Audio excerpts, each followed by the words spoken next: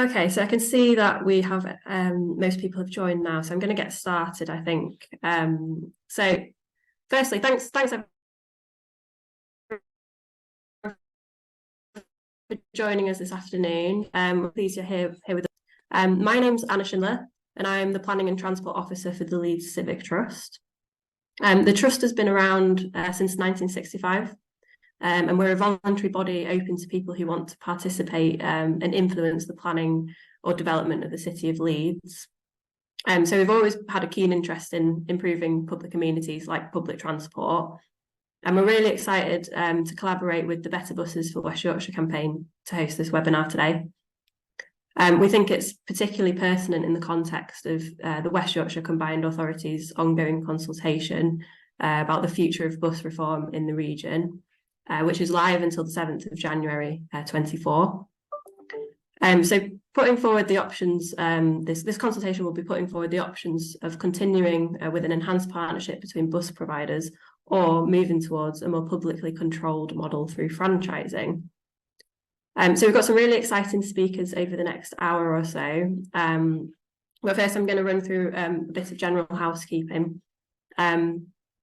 The first thing to say is that we're recording the session today, so it can be hosted on our YouTube channel following the event. So we'll make sure that the link's shared with you afterwards in case you need to access it or share it wider. In terms of today's format, we'll hear from 3 speakers. Each will have 10 minutes to present, and then we'll go to a question and answer session at the end. So please use the question and answer function at the bottom of your screen to post any questions you wish to direct to the panel. You can also vote for questions you'd like to see asked first by clicking the little thumbs up next to the questions. But the chat function will also be available for general comments throughout the session as well. One thing to mention as well before we start is that you'll notice that we don't have a speaker representing the West Yorkshire Combined Authority today. We did invite them, however, we believe that WYCA are kind of required to take a neutral position while the consultation is ongoing. So before I introduce the first speaker, I wanted to hand you over to Martin Hamilton, who's the Director of the Leeds Civic Trust.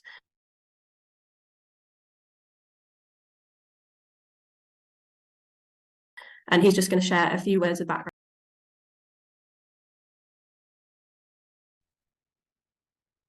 Thank you, Anna. Sorry, my Wi-Fi is slightly wobbly, so I hope you can all pick this up. We've got 3 meetings going on at the same time in this building, and it's probably stretching the Wi-Fi to capacity. So if I do sort of cut out, I do apologise. So I'm Director of Leeds Civic Trust. I mean, Leeds Civic Trust have an interest in transport. We're a charity that goes back to 1965. Our interests cover planning, heritage, but also increasingly transport. And the bus service in particular is something that has become an increasingly important part of the work that we do, to such an extent that back in 2020, 2021, we decided to start doing some work looking at the bus service that we have in Leeds, but obviously the bus service is run at a West Yorkshire level, so everything we looked at in Leeds really applies across the board to West Yorkshire. We wanted to get away from some of the sort of more formal statistical reports that you often see around bus services, and actually just ask the punters what they thought about the service in Leeds. So it was very much about going out and about. This was during COVID, so obviously it was restricted, but we did have lots of online discussions. We talked to people at the bus station. We even held a competition to come up with ideas about how the service could be improved. Various focus groups of different types of groups and different constituencies within the city to feed into a report that actually said, well, how can we improve the service in Leeds? So the report came up with a number of sort of headline findings, which I guess wouldn't be surprising to people. So a service that is reliable, frequent, quick, affordable, connected to the trains, safe, easy to use, a pleasant experience, accountable, accessible for all, eco-friendly and comfortable. So those were the general findings of the report. Now, I think our view at the Trust is that these are all things that can happen regardless of how the bus system is run. And so part of the challenge, I think, is to push for improvements in the service over the next few years, regardless of the model that ultimately we end up with.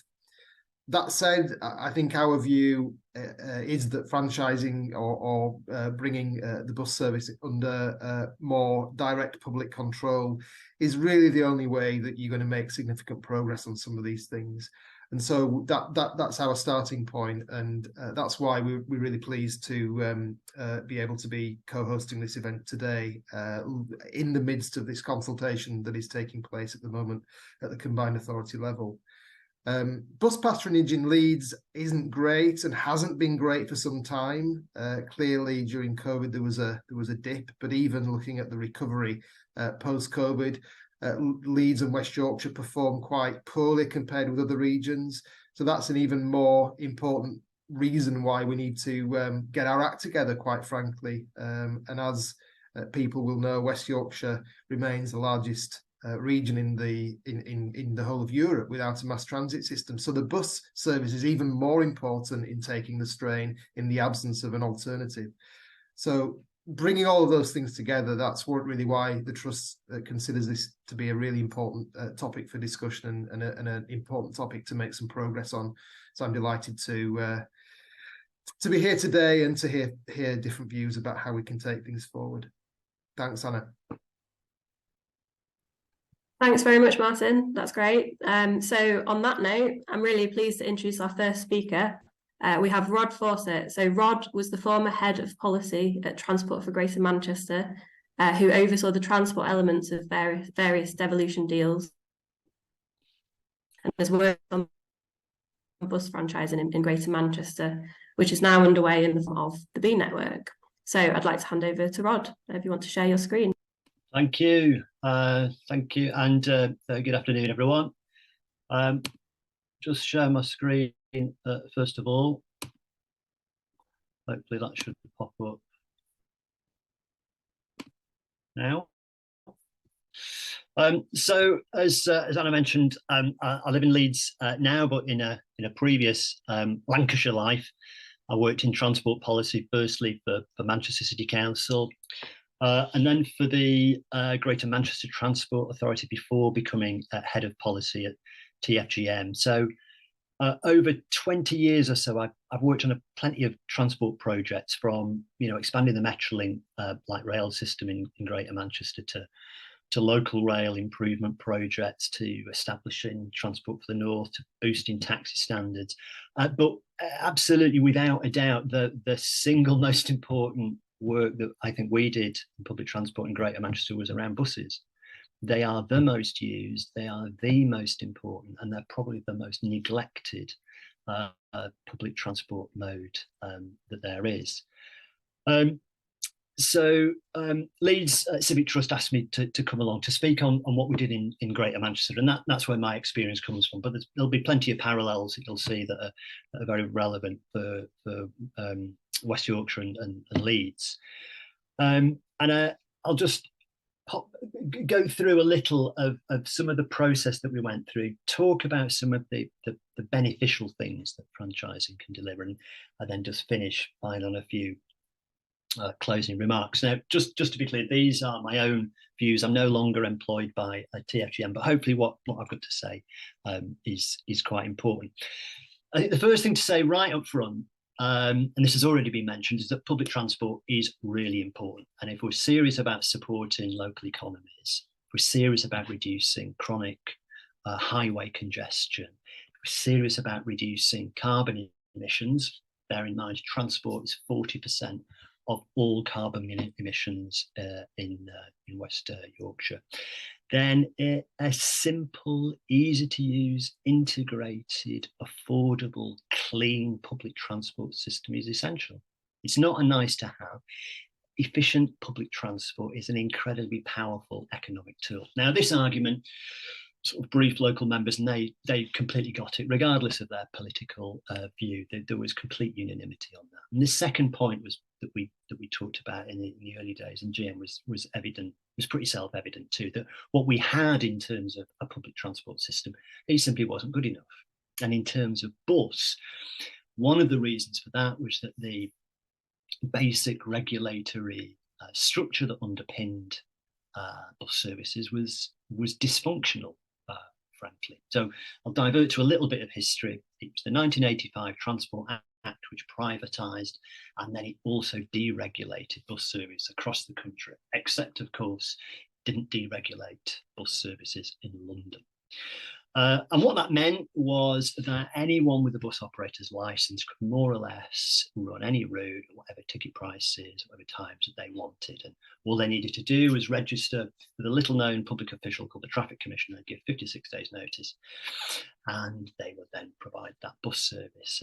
And what this meant was that decades of planned bus networks, integrated ticketing and all those things were upended by the deregulation process. And the notion, I think, was that perpetual on-road dynamic competition between bus operators would mean that only the best services would prosper and deliver the best services for the passenger. The reality has been quite different, unfortunately.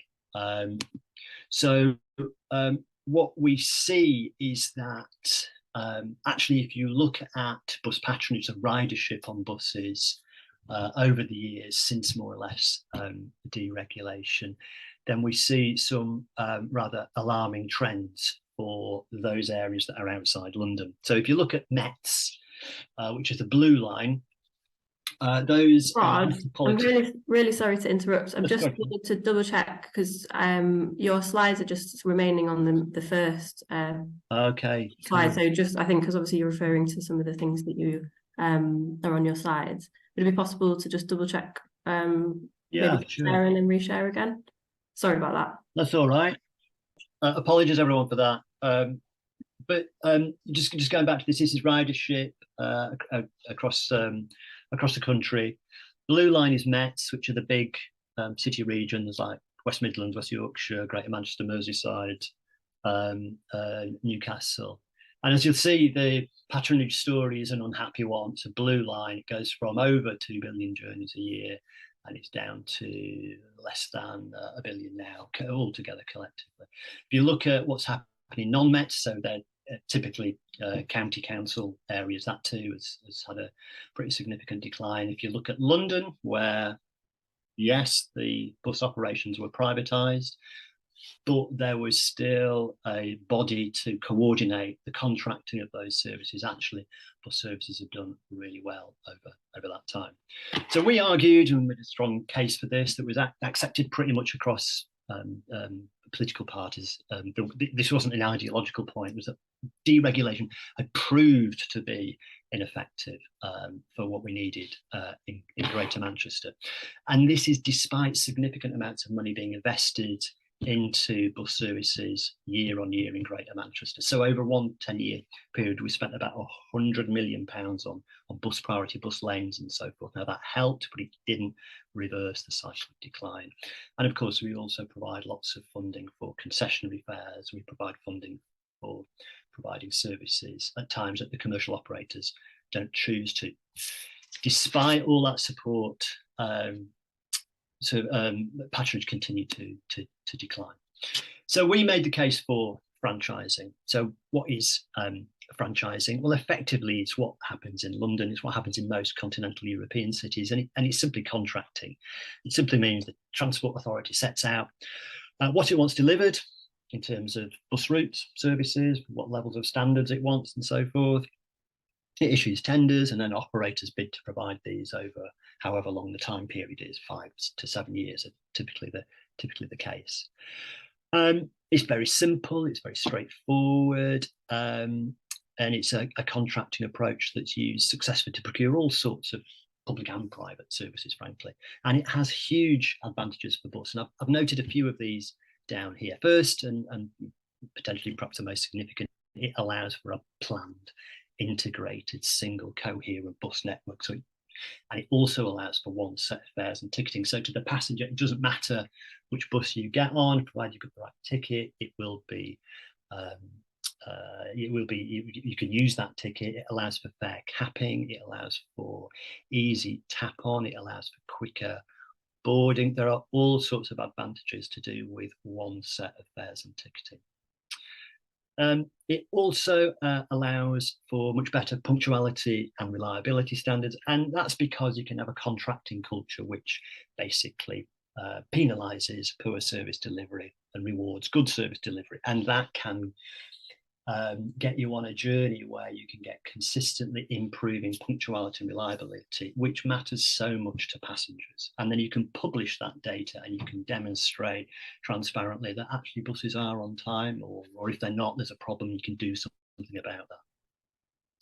It also allows for a much more coherent brand identity, and this is really important in marketing public transport and presenting it as a viable transport option for people. And this is something that the Mayor has been all over in Greater Manchester. He's got a single coherent brand, and you can see the yellow bus and the yellow tram in the background there, which is part of the B network.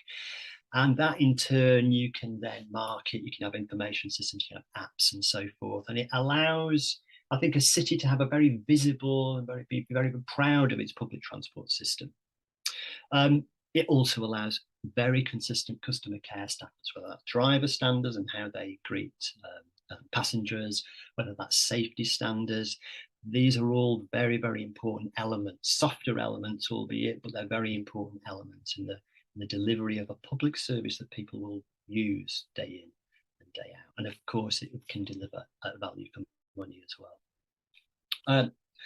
Moving on, how is this working in practice? Well, to be honest, it's a bit too early to say. In Greater Manchester, the process towards bus franchising has been pretty slow, but it began as soon as the Mayor was elected effectively, and the price through devolution that Greater Manchester had for having an elected Mayor, which is something that George Osborne was very keen on, was that we wanted to have control over our public transport system. We wanted to have bus franchising as a realistic option. So elected mayors and buses tend to go in tandem together.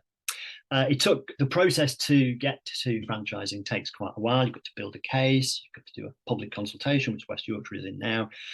We're through that in Greater Manchester.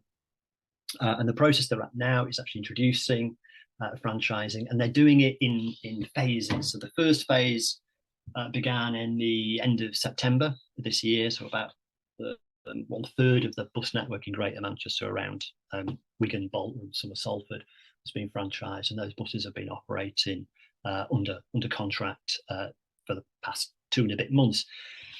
It is too early to say, but initial indications seem to be quite good. Patronage is up by 8%, which is very helpful, and that's distinct from what's happening elsewhere on the network. You've got new buses on those routes as well. I think another thing is quite interesting as well, which is the Mayor and elected members have particular interest in these services now. There have been complaints about one particular service, for example, the 471 in Bolton, and people are tweeting the Mayor saying, get this sorted. And it shows actually that when there is a single figurehead who is directly responsible for a public service, they take that very seriously, and through TFGM, they can get the improvements that are required in a much more straightforward fashion than was the case under deregulation, but it was much more convoluted. A final slide from me, because I'm aware that I've got a very, very short period of time. Just some other considerations perhaps to think about. Firstly, a good response to the public consultation is really important. So I would encourage everybody who's on this call to make their views very clear and very plain, and to respond to the public consultation. It is really important. In Greater Manchester, we ran 2 consultations because we had to run another one because we did our public consultation right in the middle of the COVID episode, so we thought it wise to do another one. We got sort of around 80% of support for franchising in those consultations. That was really heartening, and it was really good to know that the public understood understood what we're trying to do and why. So that's really important.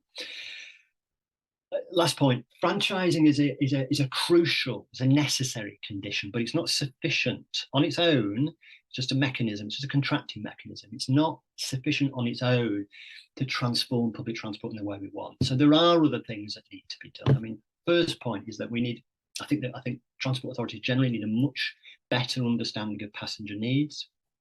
Different passengers have different needs. Market segmentation is really important. Issues that are not about service delivery per se, but are much broader than that, like safety and security, are absolutely crucial. So you can have the best public transport system in the world, but unless you can convince people that it's safe, then they're not going to use it. So there are some really important elements to do with security around there that need to be undertaken.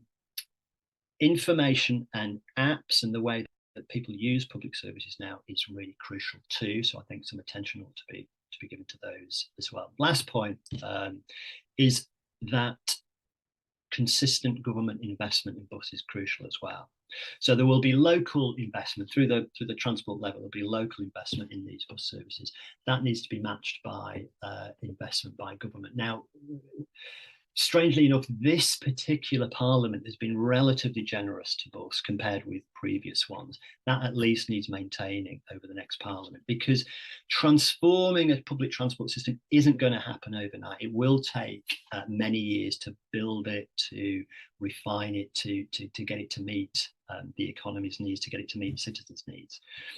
Given those right conditions, I think there's every reason to feel optimistic about public transport in West Yorkshire. If you get this right, if you get bus right and the regulatory system right at the heart of a public transport system, with a mass transit system to come, and you integrate that with local rail, then you can start to see, I think, a really positive story for West Yorkshire.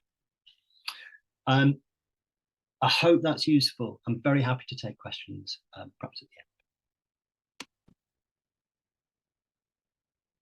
Thanks so much, Rod. That was really interesting. And yes, we'll take some questions at the end during the panel. So hold those questions and feel free to pop them in the question and answer function as we go on. So now I'm going to introduce our second speaker, who is Paul Swinney. So Paul is the Director of Research and Policy at the Centre for Cities. And his organisation recently published a report considering options for public transport reform in Glasgow.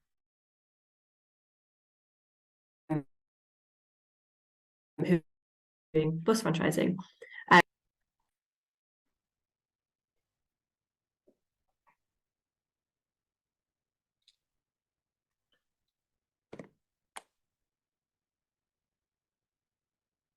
Marvellous. Good afternoon, everybody. I hope you can hear me okay, because my internet's been up a little bit as well. And thank you very much for having me. Yes, we did a bit of work on Glasgow. I'll show you a bit of that. We've also done a little bit of work on Leeds as well, and I'll show you that as well, and give you a quick whiz tour of our view on bus franchising. But first, who are we? Centre for Cities. We look at the performance of the economy across the country, which bits do well, which bits don't, and what does that then mean from a policy perspective. And as the next slide shows, it gets into the heart, I think, of why we care about these sorts of things. So these are our estimates of how much smaller different parts of the UK are as a result of their underperformance. So most places outside the Great South East don't perform as well as what they should do. Northwest leads the way there in terms of the absolute size of lost output relative to our estimates. But you can see there Yorkshire and Humber is in second place. And then what we do is we break that out in terms of which parts of those regions are contributing to that. And you can see there across most regions, the light green is large cities, some big cities in particular, that are driving much of this underperformance. Then the dark green is other cities and large towns. So in Yorkshire's instance, that includes, so the light green is Leeds and Sheffield. The dark green includes places like Bradford, that falls just under our large city threshold, but also Huddersfield, etc. as well. And certainly a large chunk of that dark green in the Yorkshire area is being made up by Bradford, which tells us about why trying to improve performance of these big places is important. But then that sets out, you think, well, why is that? And transport as well, but it gets us into the argument around transport. So it's all about the economy from our perspective, and it is about trying to boost the economic performance of different places and trying to provide more prosperity as a result. The next slide, thankfully, Rod has done a very good explanation of it already. It's one of the key slides within the bus franchising debate, which is, as Rod set out, that bus ridership declined across England apart from London, and the deregulation of buses in the 80s didn't stop this. Actually continued, the decline continued, had been happening before deregulation. But the one counter to this was how London performed. London retained a degree of control over its buses, seen a large increase in its share of people using the bus. It's more than doubled since the 80s through to the 2010s. Bit of a dip more recently. I don't think TfL is clear as to why that is the case, but clearly the level difference in the two things is shows sort of how different London has performed under a different regulatory regime. And bus franchise or control over buses is going to be part of the reason for that. Well, as the next slide shows, there is an element of, we've got to think about the fundamentals in places too. We think that bus franchising is a good idea, again, for all the reasons that Rod set out in one of his slides, very concisely, which was great. But we do have to understand other things that are going on as well. And one of them is about urban form. So let me explain that a little bit. So here is a chart of some work we did a couple of years ago, which compared Leeds to Marseille. Now, Leeds and Marseille are about a similar sort of size in terms of population. But what's interesting is that public transport ridership is very different in Marseille to what it is in Leeds. Now, one of the reasons that we tend to think about that in the UK context is that, well, there just isn't enough transport infrastructure. Martin rightly flagged at the start about Leeds being the biggest city without any sort of tram or light rail system. What's interesting is that Marseille does have one, but if we to put in a light rail system, and we did some modelling around this, that's what the purple colour in this bar shows in terms of getting you from Leeds through to from the left-hand side to Marseille through on the right. We think that expansion of the network, which is needed, will deliver an improvement, but it doesn't totally close the gap. And so there's something else going on there. And you can see actually in terms of that light blue bar, it's even bigger, this light blue bar, than the purple bar. Now that light blue bar is the density of a place. A number of people live within the place. A number of people live within a certain area. Now, why is that important? Well, if we think about the network, and all the transport infrastructure in place expands the coverage of public transport. The second question is, well, how many people live within that area? So in principle, you could say, do a thought experiment. You could put in a light rail network across the Highlands, and you would never do this in reality, but let's say you do that in principle. But all that would do would basically connect about 10 people in a load of sheep. If there's nobody living within that area where the transport network is, then clearly the transport network is not going to perform as well as a result, because it's just not connecting anybody to anywhere. And this is a big challenge when you look at all large UK cities outside of London, but Leeds is certainly one of them, is that Leeds just isn't dense enough. So you haven't got that density of development in place, which means that people don't live as close to transport stops, which then means that you've got to walk further to get to that transport stop. Then you've got to wait for the bus. The bus isn't as frequent because the market's smaller, and then the public transport network doesn't work so well. So people then decide to get in the car, and you have this vicious circle. And the next slide shows you a snapshot of Leeds and Marseille. With this sort of thing, it's always going to be a little bit subjective in terms of, well, where do you take your snapshot? But it is quite a nice illustration. If they move on to the next slide, please. There we are. And so this is a neighbourhood in Marseille, quite close to a train station, similar position in terms of Leeds, close to Burley Park train station. And you can see there's a clear difference in terms of how dense they are. Indeed, if you then go on to Google Maps and look around bits of Leeds from the air, as I've done many times, you see sort of very low density parts of Leeds where it's just more difficult to provide a public transport network. And so we do need to be thinking not just about infrastructure, not just about how the system operates, but also the fundamentals that system falls upon. And built form is going to be a key part of that. Now, could have an argument about how beautiful the Marseille picture looks or otherwise. You certainly could. I could find pictures from elsewhere in the world where you've got more beautiful high-rise buildings, but clearly that's all subjective. But there's a fundamental principle here about having fewer people in an area makes it more difficult to provide by public transport, and it bakes in car usage. And that's the key thing. If we continue to build low density stuff on the edge of town, we're going to continue to bake in car usage, and that will undermine how attractive the public transport network is. Having said that, we've got the next slide, please. We did some modelling in Glasgow to say, well, even within this low density network, what's the size of the prize in terms of bringing bus franchising in? We did something here where we took timetable data for all buses, and then put trains in there and their metro system as well.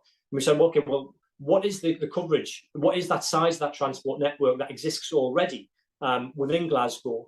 What is the area that it covers? So the dark green colour is the coverage of Glasgow currently, in terms of how far you can get into, how far out from Glasgow you can live if you want to get into the centre within 30 minutes. So a thought experiment, what that looks like. And then we did two things, going back to what Rod's advantages of bus franchising. We said, right, make the buses more frequent. And then because you've got control of the buses, and you've already got control of notionally of rail and the metro system, bring them all together under one system, so they're then integrated, so that the systems talk to each other basically. So you get off the bus and the train's there waiting for you. And how does that network increase? What's the footprint there? And so this gives you a visual representation of that in terms of the map, where you can see where we think we could get gains on that from our modelling, which is what the purple area shows. And if we move on to the next slide, we'll then see what that means in terms of number of people. So currently we think in Glasgow, 880,000 people could get into the centre if they chose to by public transport within 30 minutes. Then there were two elements extra. One is increasing the frequency of buses, which is what the green bit is. That's what franchising brings you in the first stage, allowing buses to run more frequently, so it's more attractive to get on it because you can go to the bus stop and don't have to wait as long. We estimate you can increase the number of people by about 210,000 in terms of coverage within 30 minutes of the centre. And then the second element around integration with rail services, I think would get you an extra 87,000. But the crucial element about that for Glasgow is that there were gains from two, but the largest gain was from this modelling of introducing what franchising to the city. So it gives you a scale of some of the numbers and the size of that prize. But if you go to the next slide, there is one thing to consider from this. Now, if the private sector is not providing these frequent services already, and it's not providing services into certain parts of the city that we might want to see, that probably tells us that those routes aren't profitable. So we do want that more frequent service, and we do want a more extensive service to try and encourage people out of their cars or other forms of private transport onto the bus. Then there's going to be a cost to doing that. Now, interestingly, even within London, knowing the bus network that it's got and the usage of that bus network, London's bus network makes a loss because of the scale of the coverage in terms of the network, in terms of the bus routes that are provided. How does it deal with that? Well, principally it cross-subsidises it from the tube, which is profitable, but it also has congestion charge and other things too that can be used to fill that hole and allow London to have the bus transport system that it has. Now, the big challenge then for West Yorkshire, or indeed for Greater Manchester or Liverpool City region that are thinking about this too, is that in the long term, how are we going to raise revenues locally to then try and make sure that we're reducing this, or make sure there's a cross-subsidy going on within the system to sustain the network we want? Because we clearly can't just continue to run a network at a loss. And the thorny question around congestion charging, or workplace parking levies, which are in place in Nottingham, or indeed other things that we could do to raise revenues locally, are going to have to be something that we think about to then get this cross-subsidy going over the longer term to make sure that the system stands up. So, final slide in terms of some conclusions for you. So, bus deregulation has been an experiment which clearly has not been a success, and we should be thinking about changing it. It's great that Greater Manchester and Liverpool City region are on that journey already, and hopefully West Yorkshire will be on that journey too. And London has long benefited from an integrated transport system, and crucially, there's no reason why other cities shouldn't do this. Why should London have these powers and other places don't? And it's up to the cities now to pursue that in the way that our city regions, and the way that West Yorkshire clearly is out there consultation currently. But we should be aware that the system is likely to be cross-subsidised, and that will require tough political choices. I think we have to be aware of that and think about what that is going to look like, rather than just think we're going to get a new system and everything's going to be great. There will be, costs and benefits involved with this, and we need to have a sensible conversation around that. Thank you very much.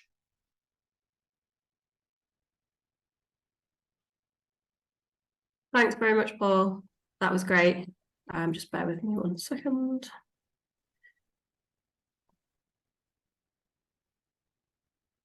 Great. We've now on to our final speaker. Our final speaker is Matthew Topham. Matthew is a lead campaigner for We Own It, which is an organisation that pushes for greater public ownership. And he was a key campaigner for bus franchising in Greater Manchester and also Liverpool. And is now working on the Better Buses for West Yorkshire campaign. So over to you, Matthew. Fantastic. Thanks, Anna. And thank you to the speakers who've come before me, who not only have done a fantastic job, but they've done a fantastic job and therefore will be saving me having to talk through a whole load of detail, which I always appreciate. So hopefully you can see my screen there, getting some nods, so that's useful. My aim today is not to necessarily retread the really strong arguments that there are for bringing buses into public control through bus franchising in West Yorkshire, but to facilitate you all in doing what our previous two speakers have talked about, which is making sure this gets over the line, making sure that the consultation that is going on at the minute through Tracy Braben's office actually signs off on these plans and facilitates that happening. So I am mindful of time, so I want to crack on. I'll give a quick overview of what I want to talk through. So I want to briefly talk on the assessment that's taken place of bringing buses into public control and the alternative, which is called an enhanced partnership, and also what the consultation is overall. I'll then just bring out very briefly what our aims and some of the themes are of that consultation and some of the kind of proposed answers that we see. And then I'll touch on basically a question by question set of thoughts, both on bringing things out from the assessment, because it's easy to talk about it in general terms, but let's talk about it in these questions that have been put to the public, and the best ways to answer those questions to meet those aims and themes. And this is very much our view. It's something for you to then bounce your thoughts and feelings off, but it's, for me, always useful when you've got a big old 100-page document with a whole load of information in, which is the bus reform consultation guide, to actually have had someone talk about it. So much easier, I think, than just sitting and having to read lots of information. So let's crack on. So on with the assessment. This is the front of the consultation guide, and it basically has summarized a whole set of information that has been done by some economic analysis through the West Yorkshire Combined Authority on what the benefits of franchising or partnership, enhanced partnership with the bus operators would be. Now, we've not actually had as much information perhaps on that as we might have done. To give you a brief summary, we have had partnerships throughout the whole history of deregulation, and that reflects basically the fact that lots of the power over our bus network sits with the bus operators. But of course, it is in the political and social interests of our councils to guide how the network operates. And so what has happened over time is they would sit down together, the council and the local operators, and the council would try and use any form of leverage it can to get certain improvements from the people who actually control our buses, which is the operators.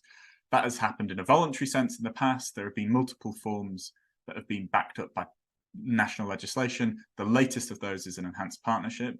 We have been in an enhanced partnership in West Yorkshire for about a year, and the consultation, the assessment that was done by the mayor, assessed, in fact, an even better enhanced partnership, one that, to be frank, doesn't actually exist at the moment. It's one that has been broadly signed off on by bus operators, but it's effectively what happens if we take the possibilities of an enhanced partnership, the agreements we could make with operators, and push it to the furthest it could be, to the very best we could possibly get through that channel.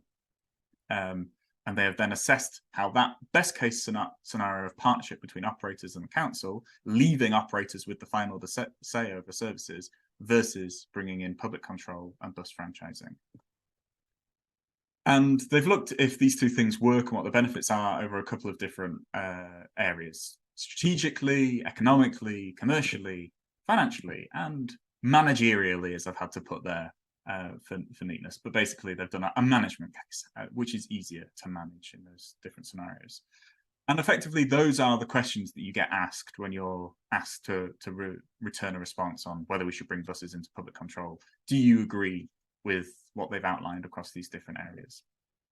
I'll talk about some of the key points in a moment as we look at those different questions.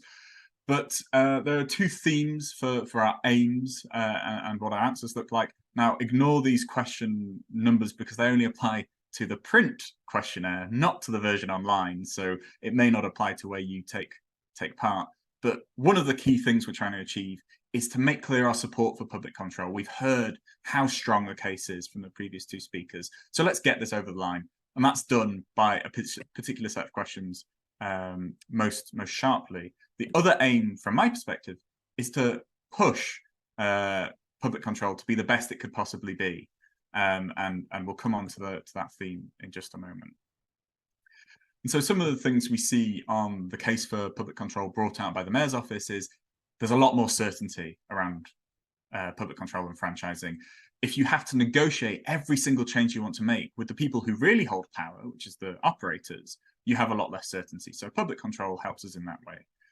There are particular economic benefits that have been outlined. I'll highlight those in a moment. And there's also the benefit of profit retention. So not all of the profits remain. You still pay a contract management fee to your private operator, but you keep a lot more money in your region to reinvest into the network. Some of the other themes that we are pushing for to make this as good as it could be, one is around ownership and public ownership of the delivery of services. So yes, you can contract out your services and therefore have control via your contract terms, but actually maybe we want to be pushing things further and do what they do increasingly in France, maybe in Germany, and have ownership of a delivery arm that we actually get to deliver services under public control. Public participation, and the principle of this is, we've heard from our previous two speakers again, there are lots of other challenges we face. Franchising will start sorting a lot of these issues. It is a gateway, but it isn't everything. And so we need to have more of a voice to make sure that any remaining problems are sorted going forward. So we need public participation in the delivery as well. And the final one is around employment. And we need to make sure for ourselves as passengers, but also just for our community, which involves the drivers of our network, that the employment is as good as possible as well. So let's crack on. There's going to be lots of text on these slides, so bear with me. But the first question you'll be asked is about the strategic case, and it sets the challenges that it articulates for our region, and whether you agree that the region's network is not performing as well as it could do. And I'll be surprised if anyone disagrees with that, because even the operators themselves have said it's not performing as well as it could.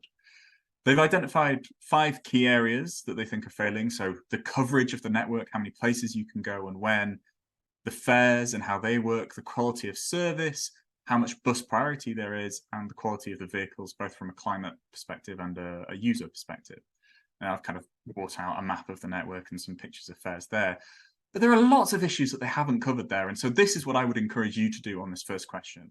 What are your comments on the strategic case and how it talks about challenges? Bring out some of the other issues. For me and for the people working with our campaign, the big one they don't talk about enough is the lack of reliability and punctuality. You cannot rely on your bus to turn up at all or when you need it to. How accessible the network is, both in terms of the infrastructure on the road, the vehicles themselves, but actually how the entire timetable works. Workers' rights is another serious one that I've brought out here. This year we had a relatively lengthy dispute between First and drivers in Leeds. That is not only frustrating for drivers who deserve fair pay, but it's also a massively impactful thing on the quality of service we all receive. And for weeks at a time, people's lives can be upended because they cannot get to work or to school or to do their shopping. Other last 2 thoughts. One, timetables. You know, we don't talk about it enough, but actually timetabling does really matter, and it needs to be done in the interest of local communities. And a point brought out by our previous two speakers, integration. At the minute, it would be nice if our buses got us to our train stations on time to pick up trains. But beyond that, we want our tickets to integrate. And eventually, we'll hopefully have a tram in West Yorkshire. And it would be great for that process to be as smooth as possible for us to get around, you know, first bit of your journey on a bus, then onto the tram, and then into the city centre, for instance. That would be ideal. So we need to be bringing up those points as well. They also ask if we agree that this is, through a strategic point of view, the best thing for our region to bring buses into public control. And some of the things that they bring out, I've highlighted here. One of them, again, is this principle of certainty. And there's a fantastic quote that I'm not going to manage to pull up, but basically they say, the enhanced partnership needs a whole load more negotiation. It's something that has to have a legally binding document behind it, and that doesn't exist yet. So we would have to negotiate the terms. And unlike the enhanced partnership continuing to leave private companies in charge, this stuff is pretty much unconditional. Yes, we have to put the funding in, but it is not conditional on that funding in the way that getting any of the things that private operators might provide us with is conditional on us giving further funding. So on us investing as the public in infrastructure that we all want to have built anyway. We want better bus stops, we want priority lanes, but under a partnership, that is something that we have to use as a negotiating chip to get improvements from the people who, again, still hold power, which would be the private operators. That's not a problem under public control. It's unconditional. Other quick things, you can only get truly simplified tickets if you actually have public control.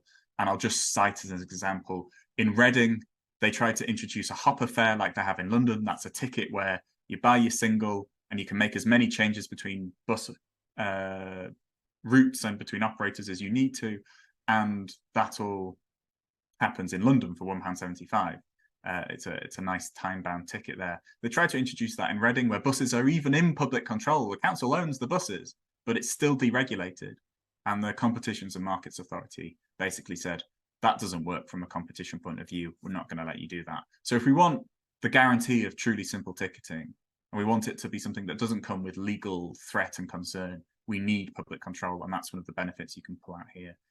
Again, the issue of guiding mind. If you try and have better customer service for the whole of the bus network, but you've still got 12 different centres that all have customer service folks working in them, but it's all behind a screen that seems like it's all one integrated system.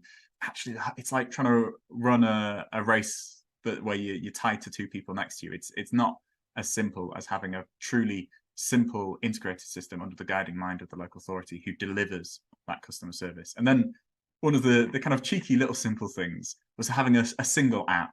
And that's what they have, of course, managed to do in Greater Manchester, is that they've got the B Network app. It's a single point of contact, and you can really kind of trust that it's not going to, for instance, when I've tried to use just one operator's app for transport, it sent me all the way out to Skipton and then to Harrogate when I was trying to get there, rather than getting a different bus company's direct service. So we want an app that actually gets us where we need to go as quickly as possible, not just on the service of a particular bus operator.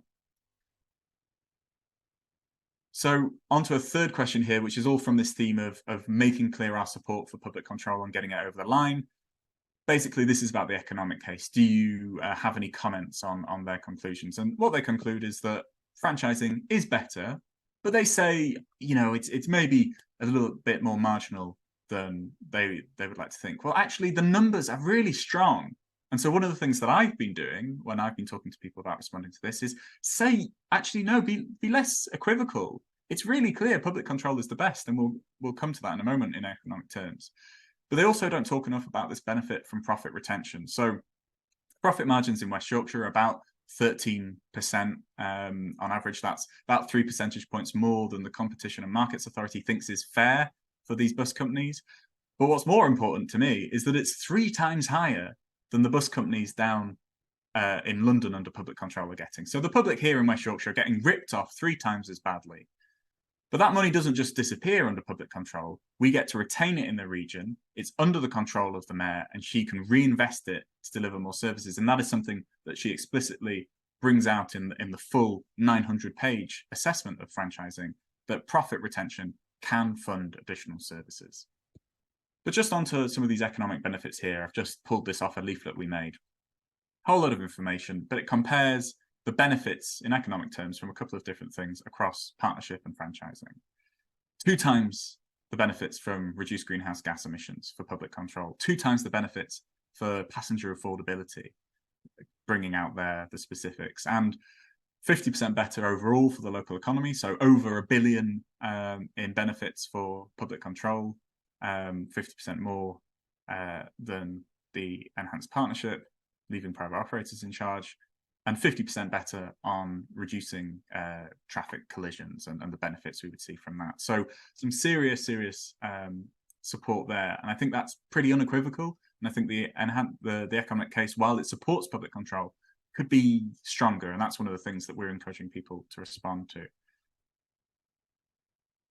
So this is on to more of what we would like to see from the service. And they ask you about the commercial case. Now, the commercial case sets out a whole load of things. It sets out how big the lots, the contract should be. Should they be for a big area or a small area? It has a mixture to allow for big operators and small operators to come in, how long those contracts should be, all that sort of thing.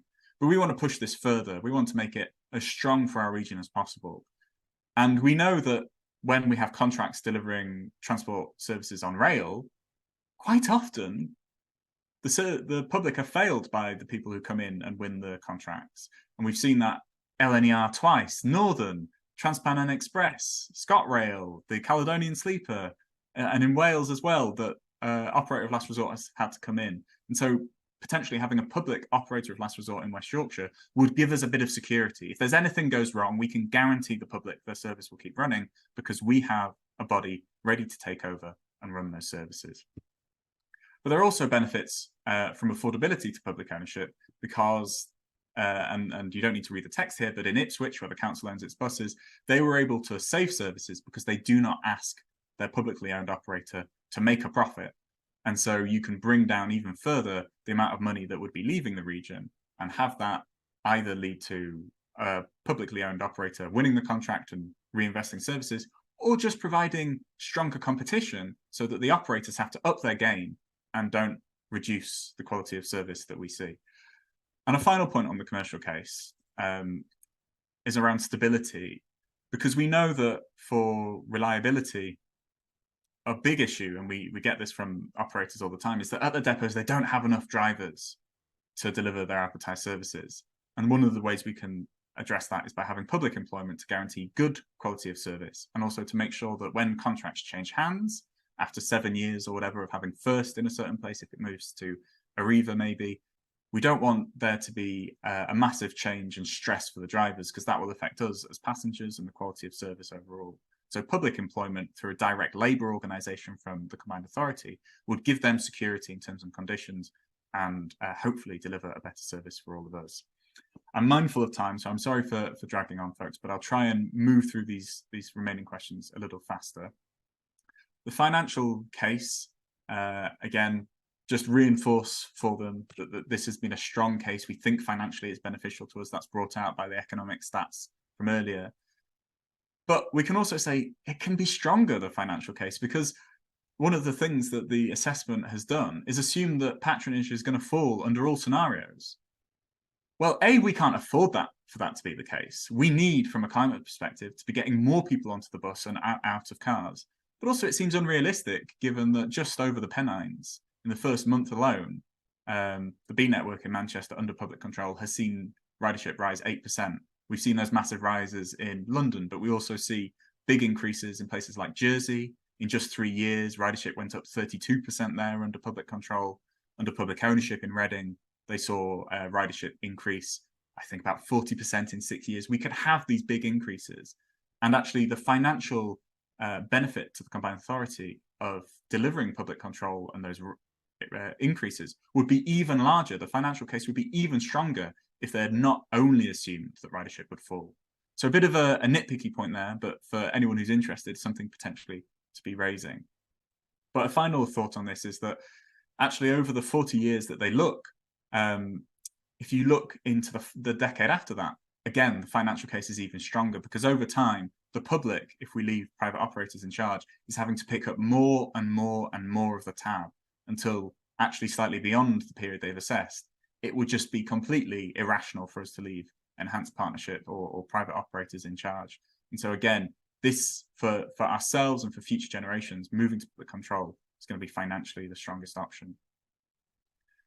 Again, on the management case, it's effectively talking about moving management over to the Combined Authority for much of the network. But actually, there are kind of 2 points to bring out for me there. One, you can back that up by saying, yes, that's going to be more efficient because we're not going to have management reproduced at all the different depots and all the different operating companies that we have in West Yorkshire. It's going to be consolidated, simplified, and strengthened under the Combined Authority. So a stronger management case there. But also, we can push it further. We deserve this participation in delivering bus franchising and the bus network, not only because it would mean that people like the experts we've had speaking before me would actually get to feed in and make the additional points that need to be made, rather than just have it be the same group of people who are making all the decisions already or make decisions through the Combined Authority. But we should also have drivers represented on decision-making for our bus network, because they understand how to deliver this network better, because they actually drive the buses around. They understand those things. We should have the passengers involved. We should have groups who represent different people with different needs in our region, not least folks with disabilities or people who perhaps are particularly vulnerable traveling around. So we need to make sure that there is a voice there. And this isn't some pie-in-the-sky idea. Lots of public utilities in the continent have a system where they have a supervisory board with voting rights for representatives from the public, from workers, and from civil society. That's the case, amongst others, with Paris Water, Grenoble Water, their public water utilities. So we know this can happen and we should be demanding it here. And the management case question is a key place to do. Just trying to move on. Briefly, there's a question on the equality impact assessment. 2 quick thoughts here. It shows that there would be a marginal benefit to equality from franchising, but there's no equivalent information on what would happen with the enhanced partnership. So you can make that point, say, why haven't we got that information? What would happen? But again, just reinforce that point about participation. And you can draw out maybe the example in Liverpool where they commissioned a whole new set of publicly owned buses, but before they actually sent them to all get built, they drove the prototypes around the city region to say, okay, come sit on the bus, tell us how it doesn't work, so that people actually participated in the design and so that it actually works for them going forward. Now, this is question 8 on the print version. It'll be a different question online. The most important question, overall, do you support or oppose the introduction? And here is your kind of big vote yes moment, tick support, which is the strongest option they give you. And then give a reason for why you support this. You can pick some of the evidence from above, the stuff on the economic benefits or profit retention, or you can make a principled point. Why does every other European country do this and we don't? Why are we getting left behind? Or the fact that you think that given 50% of the funding for our local bus network comes from public subsidy, we should have a greater say over services. Just pick a point, a simple one will do, and make sure you're strongly supporting for that question 8 on the print version there. The last 2 questions here. Are there any changes that you would want to make? Now, most of these we've talked about already: public employment of drivers, ownership, participation. But 2 other quick ones. If we don't get public employment, we need to ensure that our drivers are still getting a good set of pay and conditions, because that affects us and the reliability of the service for passengers. And so making sure that there are minimum standards written into all of the contracts, and that those minimum standards are picked to basically harmonise upwards the pay and conditions for drivers at the minute. Oh, the folks at the depot in Elland, maybe they get the best hourly wage. Let's make sure everyone's moving up to that. Folks at a depot down near, I don't know, Dewsbury, maybe they get the best set of kind of scheduling. Let's make scheduling work for everyone like it does down there, so that this is unified and simple, so that we can drive up retention of drivers and make sure that we have a really reliable network. And the other quick point is to bring back this image of the app from before in Manchester, where you can use that app to report your bus journey. And if a particular route is getting a really poor response from the public, the mayor can then use that as evidence to hold operators accountable and either fine them if they're doing really badly. Potentially, you could also choose to reward them if they're doing well, or in the worst cases, you can remove their contract if the public are saying that's what is needed, and make sure that a more competent operator, either the public operator of last resort or another private operator, comes in to deliver that quality service we need. And this is the final question that they will ask you. Do you have any further comments? And just one thing that I would encourage you all to do is to say, okay, we're delighted that this will hopefully be coming through. We really need to make sure it happens. But we also need clear communication from the mayor about when different bits of improvement will come down the line. It won't all change on day one. That's unrealistic. So we need to understand how that process will go. Maybe day one, the fares become simpler. 6 months in, we can expect reliability to be better. A year in, we can expect for route cuts to have completely stopped. And then maybe 2 years in, we can expect to be adding additional routes. That's just something that I've made up, but we need that clear communication so that we can expect the improvements at a reasonable pace and not just expect that overnight everything will change and we'll be able to fix all the problems that our network has been run into. So there is my blow-by-blow setup on how to answer these questions. I really hope that you take away those two really important principles. One, answering these questions to maximize support for public control coming in, but then finding those ways to push for it to be better and for it to better capture and serve the needs of the public through participation, ownership, and employment. So I'll draw to a close there. Be very grateful to you all for your time and very excited for questions in just a moment. Thanks so much, Matthew. That's really useful. So that's it for our speakers. We'll now move on to a panel discussion. We've got around 10 minutes for questions, and your questions have been coming in throughout, so we'll try to work through as many as possible. So the first question for the panel, which has kind of been voted as the most popular, within the franchising mechanism, will there be a condition to robustly challenge the operator when things aren't working? For example, with financial penalties if they do not meet any criteria. Okay. So over to you, panel. Perhaps Matthew, you could answer that first, yeah. Well, I'd be delighted for Rod to come in, who I thought had an answer there, but I will say from my reading so far, they haven't got drilled down into the exact details of how that will happen. It will be when they hopefully come to operationalize this change, they will decide what goes in the contracts and set up those things. I think this is where it comes to us as the public. We've got to write that demand into the consultation, make sure that there are strong ways to hold operators accountable. But Rod has seen this from the other side, so I'll hand to you. It was something that we highlighted in our consultation over in Greater Manchester, that you have a contracting culture and you can stipulate in the contracts basically risk and reward criteria within those. So if you exceed service levels, if you exceed punctuality and reliability statistics, where that is within the control of the operator, bearing in mind it's not always in control of the operator, then you can indeed be rewarded through that. Where you fail to deliver basic specifications in the contract, you'll be financially penalised. So that is, if it's not clear within the assessment that's made public, I think Matthew's got a point. Make it explicit in your response to it and say this is a really important way of conditioning an operator market to deliver against completely reasonable passenger expectations, which are punctual and reliable services. It's a really good point and is something that we should really, I think, emphasise.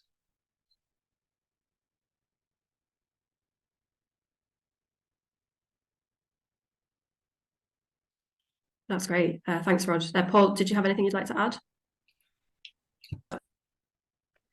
So we'll move on to the next question. So this is around contracts. So transport authorities also need contract negotiators and administrators who are as sharp as the ones the bus companies use and as willing to play hardball when necessary. Sadly, public sector contracting has been poor. Think MOD overruns, NHS IT HS2 costs and PFI pitfalls. Will it be better in West Yorkshire? Can I suggest a couple of points to illustrate this? Mm-hmm. Firstly, just to make the point that West Yorkshire Combined Authority already contracts around 20% of the market. So those services, which tend to be evening services that wouldn't be provided commercially, they're already contracted. So there is some experience in-house at delivering good value from the limited competition that is there available. But the questioner makes a good point, which is this is a very different regime of providing a public good. And the public authority needs to make sure it's equipped with the right negotiators and the right contract specifiers, and also the right contract monitoring and management to make sure it's on the ball. Now, in the assessment, there is something in the management case that says we're going to need, sorry, this is from the Combined Authority side, we're going to need more staff to help manage a franchise bus system. So I think they acknowledge it. I've not seen it put in the way that the questioner has very reasonably put it. So again, I think this is a really good point that could be made explicit within responses to the consultation, that if you wish to take over this responsibility and you wish to take on franchising and understand it's completely necessary to do so for all the reasons that we've heard about, you're going to need to be equipped to be able to do it brilliantly. And just to be very explicit about that. Personally, there is some really good, I've got really good experience of contracting within the public sector. I've never worked for the MOD, can't speak for them. I've never worked for HS2, can't speak for them either. But actually in TFGM, we've done some pretty good things and at pretty good rates. So it is entirely doable, but you do need the right people. I think that's a good question. I just to maybe ride on the coattails there, think that answer's absolutely spot on. And I think, one, we've got the benefit of coming after TFGM and Liverpool, and even London to a degree. We should be bringing some of those people in, at least to learn from their experience, if not involve them directly. There is a proposal from the South Yorkshire Mayor, Oliver Coppard, to be convening mayors across the country to basically bring them together to better commission services. Either it's commissioning new vehicles or commissioning the tenders themselves, but we can be working together and have economies of scale in multiple senses to do that.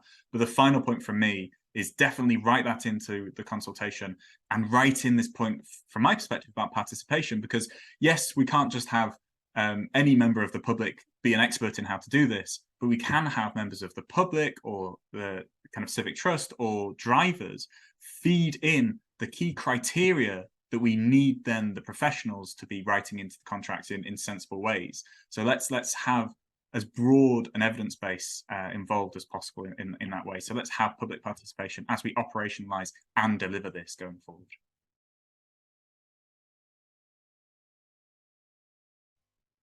Thanks, Matthew. Paul, would you like to come in at all? No, okay. That's great. So next question, looking beyond franchising. So somebody's asked, what are the steps beyond franchising that are needed to make an excellent bus service for Leeds and of course the other cities in West Yorkshire as well?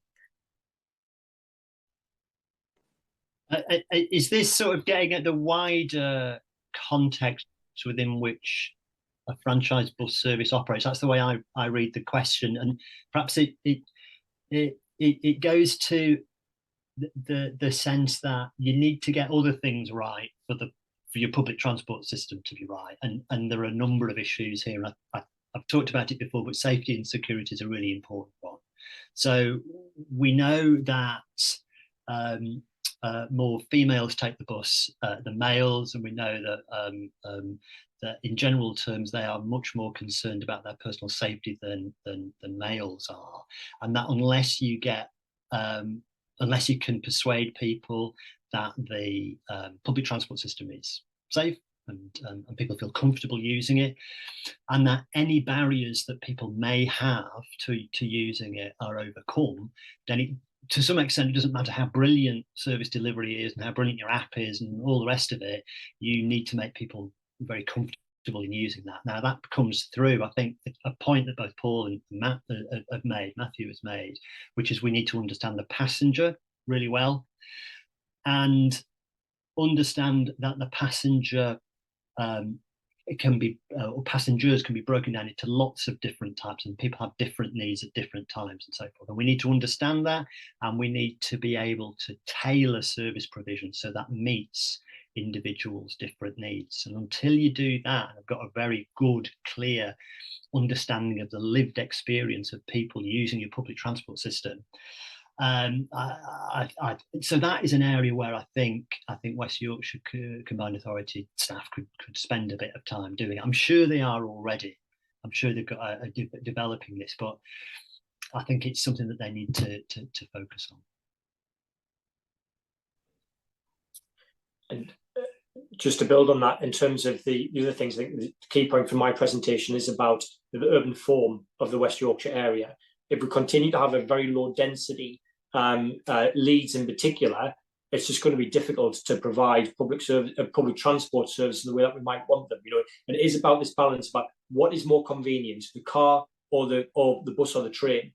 And if we haven't got that density in place, the car will continue to be the most convenient choice, and people will continue to use it quite rationally. We need to change the way that we build our cities to remove this element of sort of car dependency being baked in, and then you'll start to see a change. That is both in terms of more jobs in the centres of Leeds in particular, but also Bradford and the other large towns and cities, but also more dense residential areas, so that you do tip the scales in the favour of using public transport, and whether that's very clearly the case in London.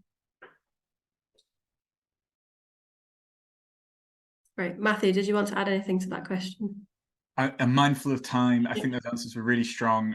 I would just hark on again about public ownership and bring out two quick things from places purely in England. One, reliability. The most reliable, consistently reliable bus services in the country tend to be those from publicly owned operators. Particularly Blackpool has been in the top 3 for the last decade for reliability of councils. It is very reliable. And the other thing is, we have a bus awards every year, and for the last 7 years, publicly owned operators have won, I think, 5 out of 7 times. We know they deliver high quality services. There must be something there that is useful in addition to franchising. So let's keep that in mind as we move forward, at least. Great, thanks. So this will be our last question. We've flown through the time. So the last question to ask the panel is, how do we make the West Yorkshire Combined Authority more outward focused and customer savvy?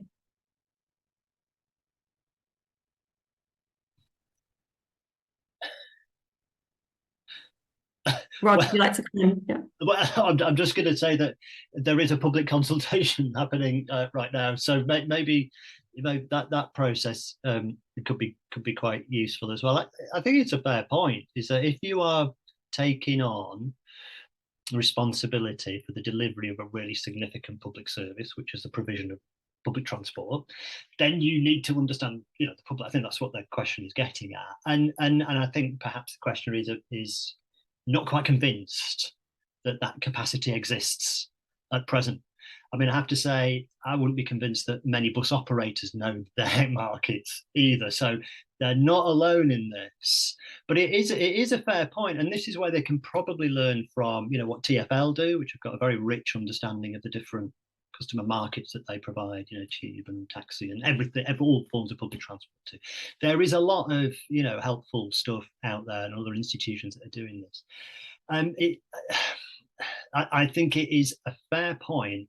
Let's ask the CA through the consultation that very question.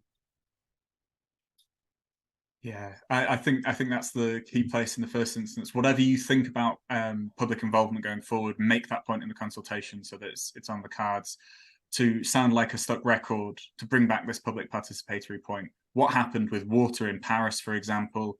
Well, before Paris Water came back into public ownership, there was the Paris Water Observatory. Who was that? It was a group of civil society, local campaigners, local businesses. They got together, they talked about what their needs were from water, and then they fought for it. And then when public water came back into public ownership, they got a seat on the board and have voting rights to push through what their local needs are. So that is another way where you can, A, be making these key points if we win a board like that, but also can be potentially making sure that officer time is spent on finding these other ways, like they have in TfL, like they have in other cities, of collecting the data as well as the public's overall view. And I know that this is something that the Civic Trust is, I think, looking to facilitate going forward, bringing people together to fight for what they need from a bus network. Thanks, Matthew. I'm aware of time. We're just running 1 minute over, so I'm going to have to bring the panel discussion to an end. But thank you so much to our speakers and for everyone who's attended today. It's been a really insightful discussion, and I think we could all agree that we could go on for many more hours with many more questions. But I hope this has inspired you to think about what you can kind of do now in terms of participating in the consultation, but also how we can think about our bus services in the future. So at the Trust, we want to see franchising happen because, you know, for all the reasons that have kind of been discussed today, if it does go ahead, it might take several years for cities in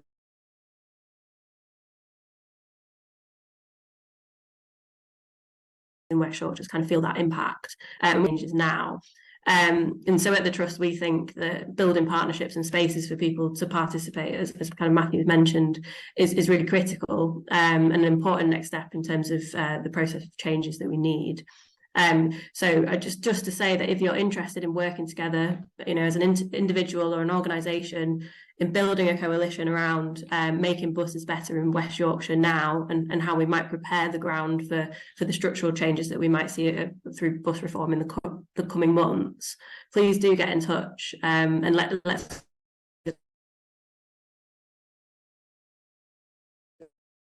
conversation in West Yorkshire to the recorded webinar. But that's it for now. Thanks so much for your time, everyone, and enjoy the rest of your day.